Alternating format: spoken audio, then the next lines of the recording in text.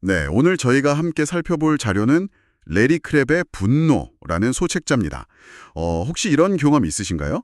직장에서 엄청 지쳐서 집에 왔는데 아내가 좀 따뜻하게 맞아주길 바랐는데 오히려 왜 이렇게 늦었냐고 핀잔을 깍 뚫는 순간 속에서 확 올라오는 거예요. 아, 네. 프레드 이야기죠. 정말 공감 가는 상황인데요. 누구나 겪을 수 있는 이 분노라는 감정.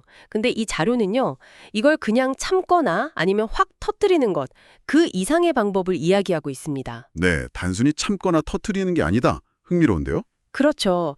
이 자료는 분노가 어디서 시작되는지 그 뿌리부터 보면서요, 우리가 보통 하는 두 가지 방식 있잖아요. 꼭 참거나 아니면 그냥 쏟아내거나. 네네. 근데 그 방식들의 문제점을 딱 짚어주고 그러면서 성경적인 대안을 찾아갑니다. 핵심 질문이 달라져요. 내가 화날 때 뭘 해야 하지? 이게 아니고요. 그럼 뭐죠? 나의 진짜 목표가 뭐여야 할까? 이걸 묻는 게 중요하다고 강조하거든요. 아, 목표요. 관점 자체가 다르네요. 좋습니다. 그럼 이 자료를 통해서 분노 이면에 있는 그 목표, 그리고 또 욕구, 이걸 어떻게 구별하고 또 이 감정을 좀 건강하게 다루는 방법들 한번 깊이 들어가 보죠. 먼저 분노는 대체 왜 생기는 걸까요? 자료를 보면요. 분노는 기본적으로 내가 추구하는 목표가 뭔가에 딱 막혔다고 느낄 때 자연스럽게 나오는 반응이라고 해요. 아까 그 프레드요. 아내한테 좀 애정어린 반응을 받고 싶다. 이게 목표였는데 그게 좌절되니까 화가 확 난 거죠. 그렇군요. 우리는 뭐랄까 의식하지 못해도 계속 나를 좀 편안하게 만들려는 그런 목표를 갖고 살아간다는 거예요. 네. 그런데 이 분노에 대처하는 흔한 방식 두 가지가 문제가 있다고 하셨잖아요. 하나가 억누르기. 이건 구체적으로 어떤 문제가 생길 수 있나요? 네, 억누르기. 이건 뭐냐면 부정적인 감정을 드러내는 걸 아예 죄처럼 여기는 거예요. 그래서 괜찮은 척, 가면을 쓰는 거죠. 아, 가면이요. 네, 그 속에는 뭐 갈등을 피하고 싶다거나 아니면 좀 더 영적으로 보이고 싶다거나 뭐 그런 숨겨진 목표가 있을 수 있어요. 근데 결과는 안 좋죠.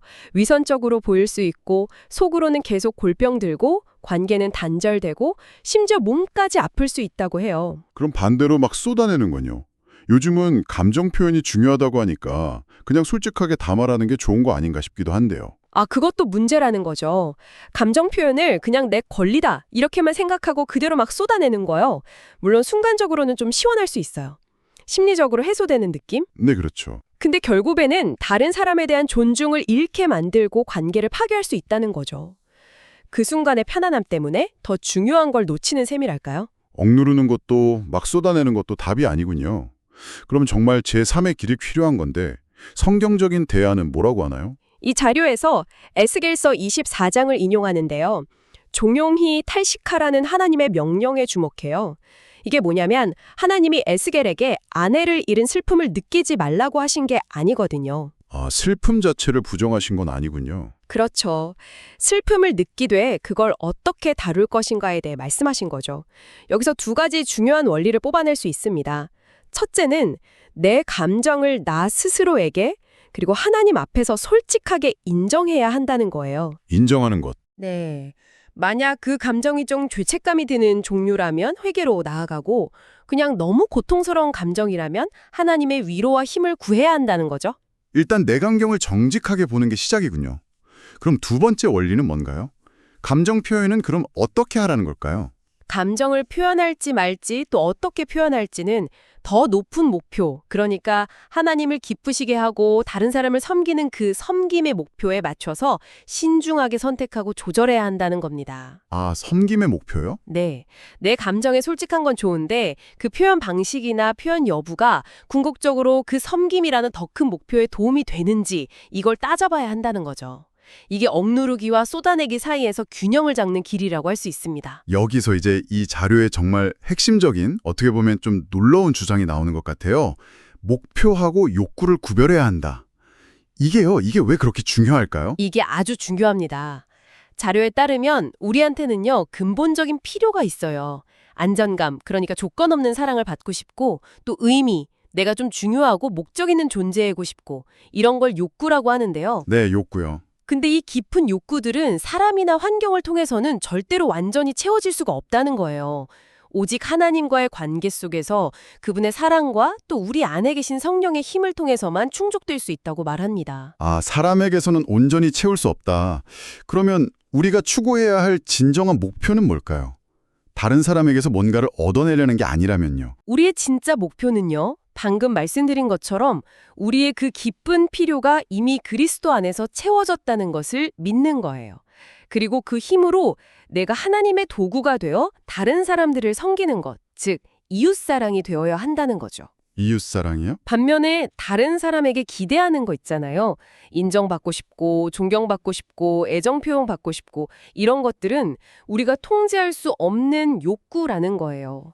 이건 다른 사람의 선택에 달린 거니까요. 아, 이제 좀 명확해지는 것 같아요. 그러니까 우리가 화를 내는 많은 경우가 사실은 통제할 수 없는 다른 사람의 반응, 즉 내 욕구를 채우는 걸 마치 내 목표처럼 생각하기 때문이라는 거군요. 프레드가 아내 사랑 표현, 욕구를 당연히 받아야 할 목표로 여겼던 것처럼요. 정확합니다.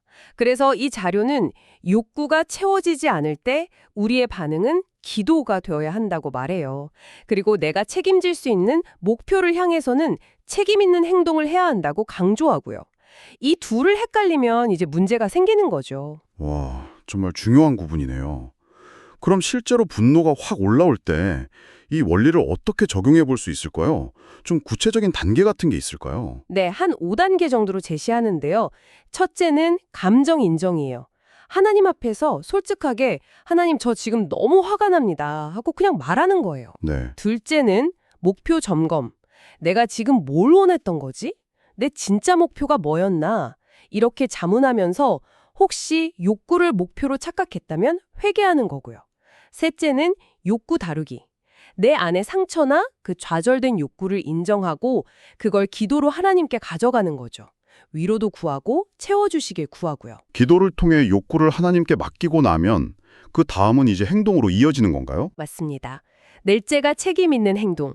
그러니까 목표를 다시 설정하는 거예요. 이제 섬김이라는 진짜 목표를 향해서 나아가는 거죠.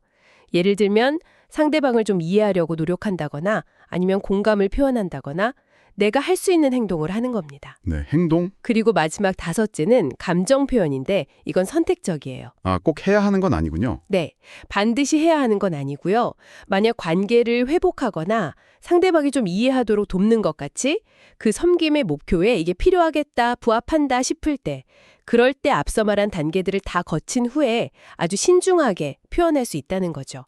복수하거나 상대를 조종하려는 의도가 끼어들면 안 되고요. 듣고 보니까 이 모든 과정이 결국 빌립보서 4장에서 사도 바울이 말한 자족의 상태랑 딱 연결되는 것 같아요. 어떤 상황이든 내 욕구가 채워지든 말든 상관없이 그리스도 안에서 나는 다 할 수 있다, 만족할 수 있다. 그 비결 말이죠. 네, 맞아요. 결국 변하지 않는 목표, 하나님을 기쁘시게 하고 그분을 닮아가는 것에 집중할 때 오는 그런 만족감이겠네요. 그렇습니다. 그러니까 정리하면 이 자료는 분노가 올라올 때 그냥 참거나 터트린 대신에 먼저 하나님 앞에 정직하게 내 감정을 꺼내놓고 내가 좌절된 욕구가 뭔지 그리고 내가 진짜 추구해야 할 목표가 뭔지를 명확하게 구분하라고 조언하는 거예요. 네. 그 진정한 목표인 타인 섬김에 딱 집중할 때 감정을 표현할지 말지 또 어떻게 표현할지도 그 목표에 맞게 건강하게 선택할 수 있다. 이런 깊은 통찰을 주는 거죠. 결국 분노라는 감정이 그냥 나쁜 게 아니라 어쩌면 멈춰서서 나를 돌아보게 하는 중요한 신호일 수도 있겠네요. 내 필요가 이미 그리스도 안에서 채워졌다는 걸 다시 기억하고 내 진짜 목표를 다시 점검하고 다른 사람을 섬기는 방향으로 나아가도록 이렇게 방향을 틀어주는 신호요. 바로 그겁니다.